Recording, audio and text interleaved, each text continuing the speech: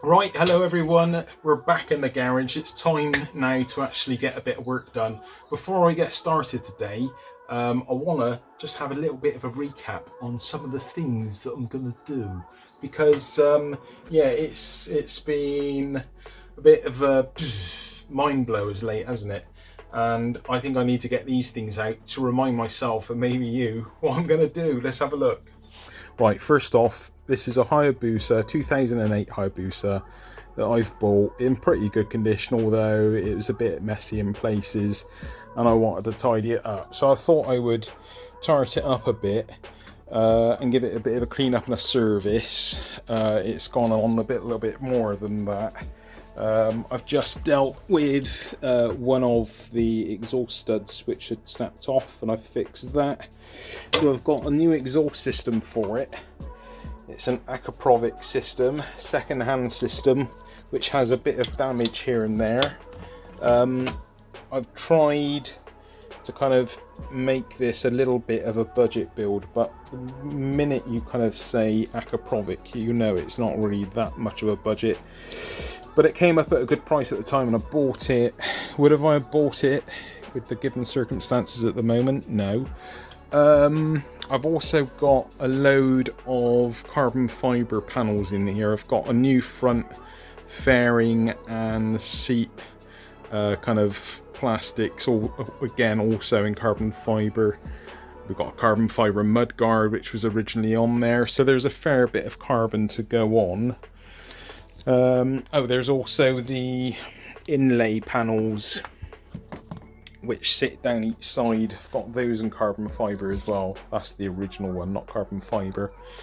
So yeah, would have I have actually bought those? Well, I did get a discount on these parts, but they're still expensive. Would have I have bought them given the situation at the moment? No, but it is what it is. What else have we got?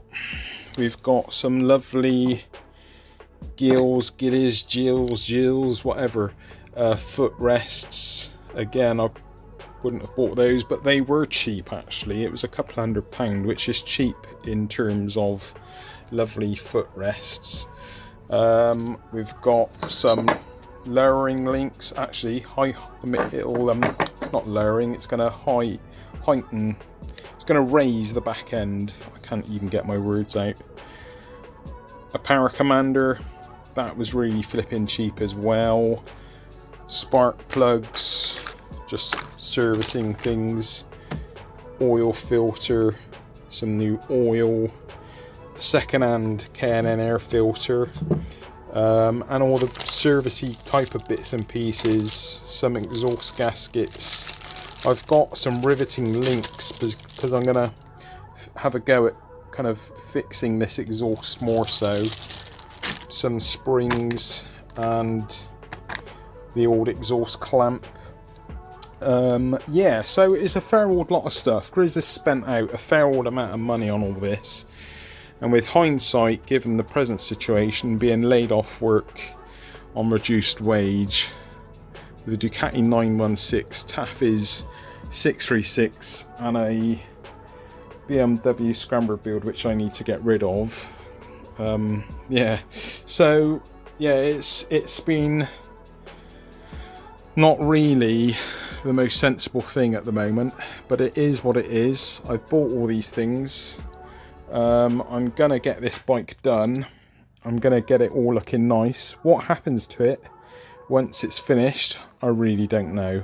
Given the present situation, I could find myself out of a job. If I do, all the bikes might go, apart from Taffy's. I'm not going to let Taffy's go if I can damn well afford not to let it go. But we'll see, one step at a time.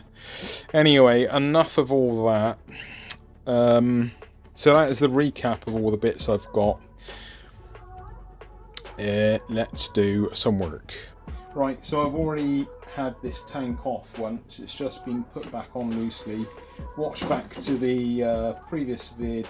It's nothing terrible, to be honest. You just undo the two front bolts here, and then there's 4 little bolts down on the main frame at the base of the tank, and then you just lift it back and unhook this this power cable. Can you see that?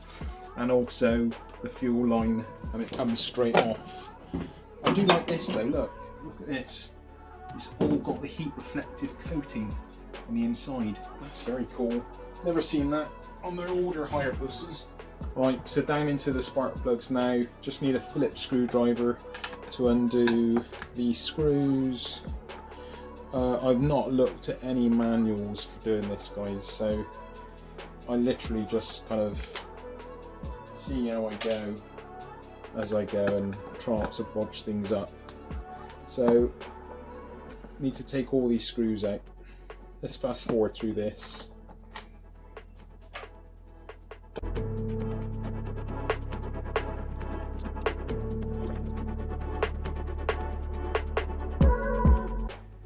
Right, now we're going to take out this bolt here, which holds the throttle cables all in position, and I think it might be attached to the top of the airbox. Let's just have a look.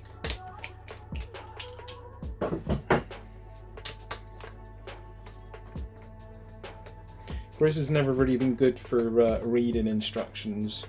I'm that person that buys the kind of flat pack furniture kit from MFI, was it MFI? And IKEA, and basically I just try and put it together myself. Ah, there is a screw right down the middle there. Let's get that one out. Yeah, I try to put things together without the instructions, and then I get to the end and I'm like, oh shit, what's this? What's all these screws and washers for? So yeah, makes it more fun, doesn't it? So I think that might be the last screw. If it's not, we're screwed.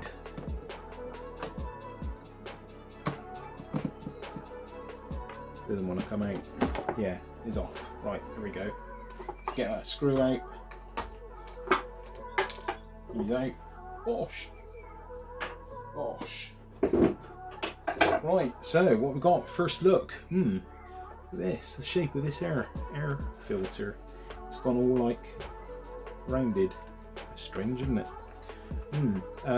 Why is that stuck in there?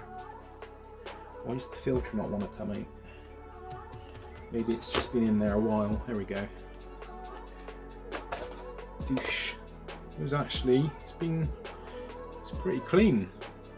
Looks pretty new, but I don't really know why it's got that shape on the top. Is that normal? Answers on a postcard, please. That looks a bit different. So that is the standard filter, and I've got a K&N there. Got to clean this one out. I'll show you how to do that on a later video. So that's those bits put to the side. Airbox inside here isn't looking too bad. It's a bit dirty, I must admit. It's not the cleanest, but it's not horrendous. There's no dirt in this end, which is good to see. Yeah, that all looks good. Let you have a look in there. Look inside these carbs as well. So yeah, look, carburetors and stuff. And I've taken all the breathers off, all the tubes, and basically this pulls off like so. And what I've just loosened off is these. There's one on this side and one on the other side, and you just loosen them off, and they are clamped down on the top of these throttle bodies around here, here, here, and here, and you just kind of ease it off. It does take quite a bit of effort to come off. I just actually had it off and had to put it back on again.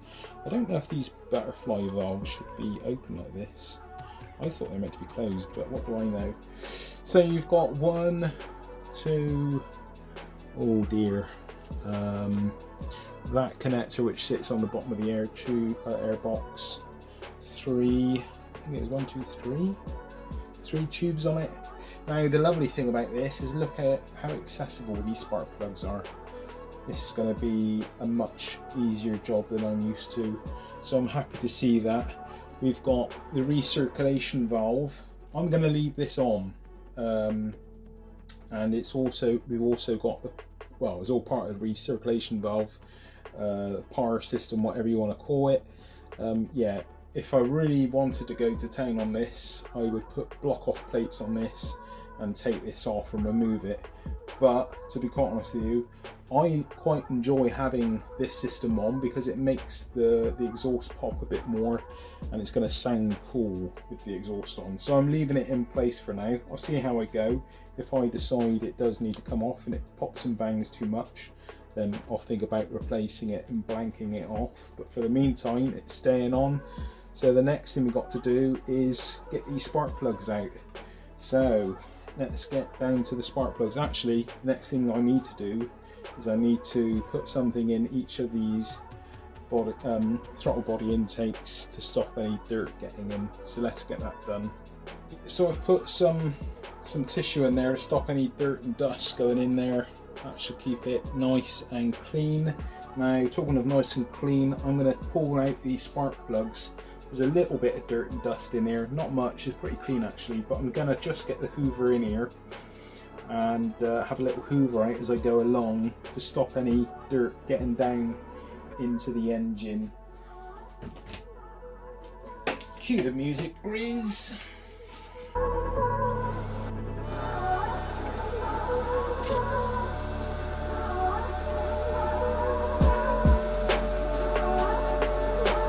Right, I think that's clean enough for now.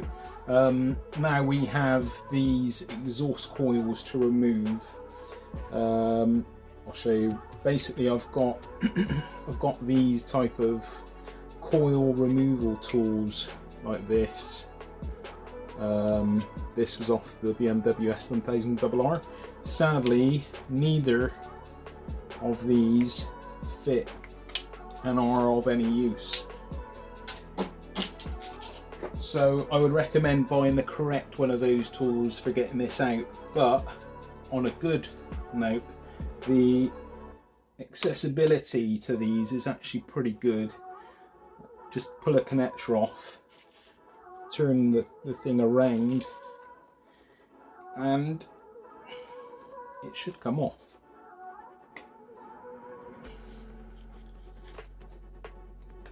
Like so. Pretty good. Pretty smooth, yeah.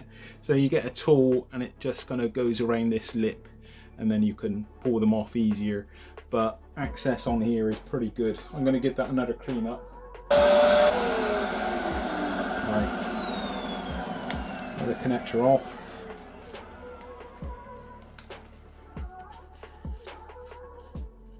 You just kind of turn it around whilst pulling it up, and try to get as much as you can on it to not put any pressure on this and break the end off, because that is actually quite easy to do. So it's another one out. One last one. And he's out. 4. Just chuck the hoover in there, get any rubbish out. Right, now it's time to get the spark plugs out. You've got your standard type size spark plug remover socket. Those will actually, that one will actually fit down right onto the spark plug, so you can use a standard size. I'm going to use this thin one that I bought for doing the KTM on the Supermoto. The reason I'm going to use that is because it's got a nice rubber grommet in there which grips onto the spark plug. Now all of these you can access each spark plug no problem without having to do any strange things really, which is really good. And that one wasn't overdone or nothing, which is a good sign. Who's ever put them in hasn't over tightened them. So that fills me with confidence. Let's get these out and have a look at them. Okay, it's still in there. Didn't actually grip on, so I'm going to use a bit of rubber hose, stick it down onto the top of the plug.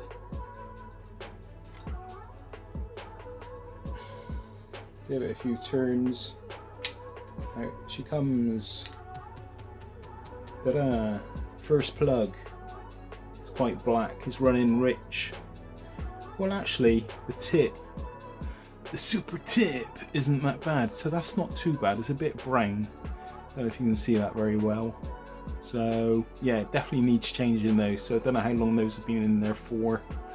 So as a result, I'm not wasting money. Definitely needs new plugs.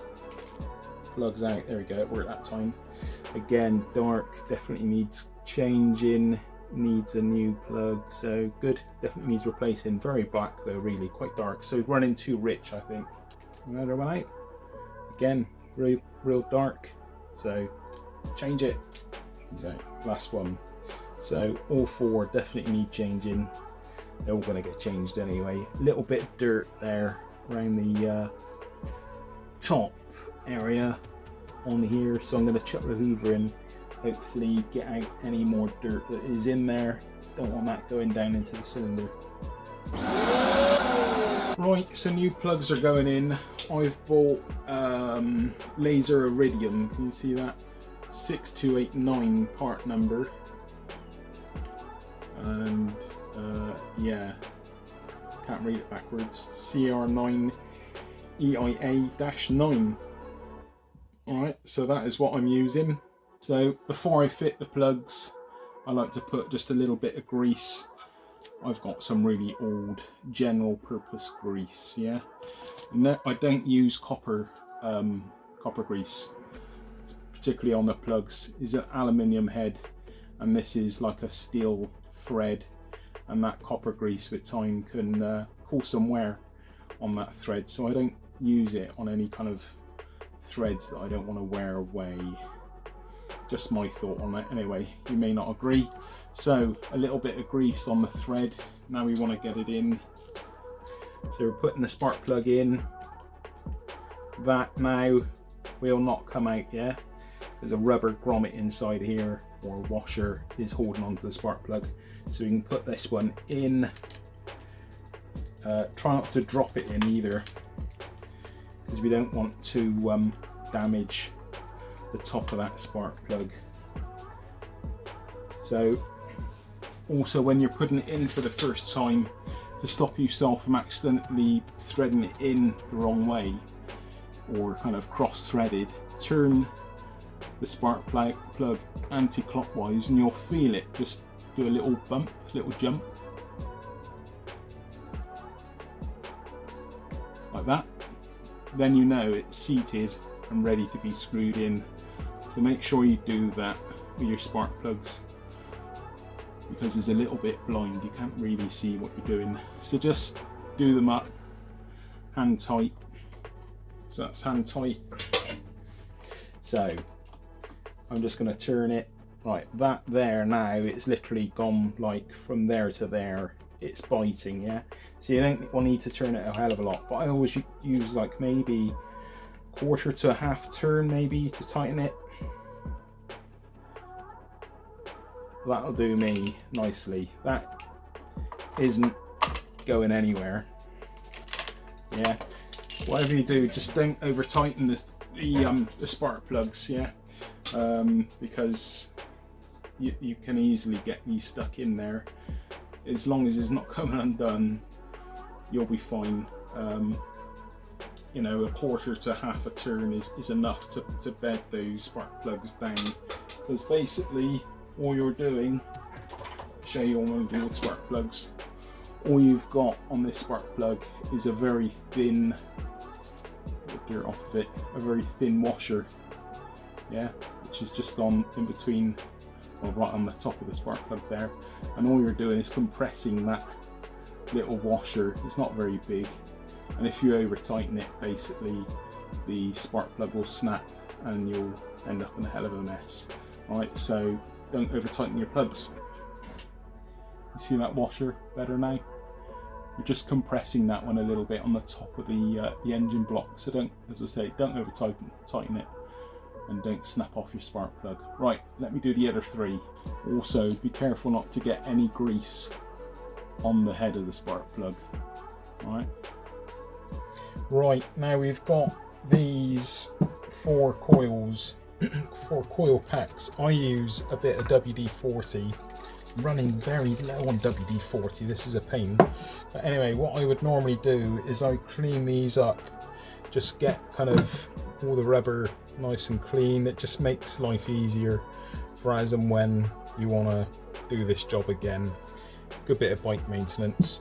So let's take 2, 3, take this one, get an old towel and just give it a good old coating if my WD-40 doesn't run out. Right, so giving it a good coating, now we just want to give it a wipe down.